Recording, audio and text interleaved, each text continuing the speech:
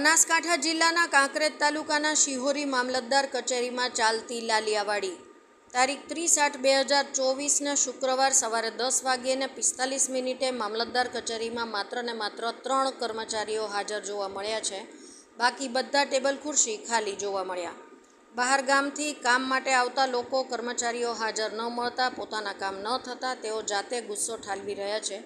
કર્મચારીઓ પોતાની મનમાની ચલાવી રહ્યા હોય તેવું લાગી રહ્યું છે. મામલતદાર કચેરીમાં ધરા નાયબ મામલતદાર બારોટ પ્રફુલ્લકુમાર ગણપતલાલ, શિહોરી સર્કલ પ્રજાપતિ સાહેબ તથા થરા સર્કલ ઠાકોર સાહેબ આ 3 અધિકારીઓ મામલતદાર કચેરીમાં હાજર જોવા મળ્યા. હાલમાં 11:30નો ટાઈમ થયો છે, તે છતાં કોઈ અધિકારી કે સ્ટાફ આવ્યો નથી. કાંકરેજ તાલુકાની પ્રજા હેરાન પરેશાન થઈ રહી છે.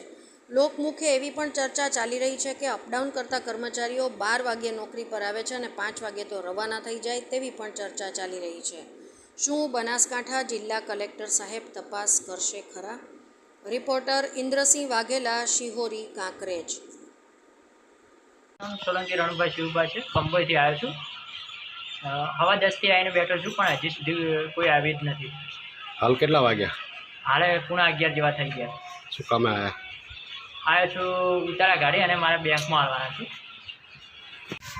બનાસકાંઠા જિલ્લાના કાંકરેજ તાલુકાના શિહોરી ખાતે હાલના 11:30નો ટાઈમ થયો હતો. મામલતદાર ઓફિસમાં કોઈ અધિકારી આવેલ નથી અને વસ્તી લગભગ 10 વાગ્યાથી આવીને બેસે છે, પણ કોઈ કંઈ અહીંયા કામ થતું નથી અને અહીંયા ફૂલની એકદમ દુઃખી દાદાગીરી ચાલી રહી છે.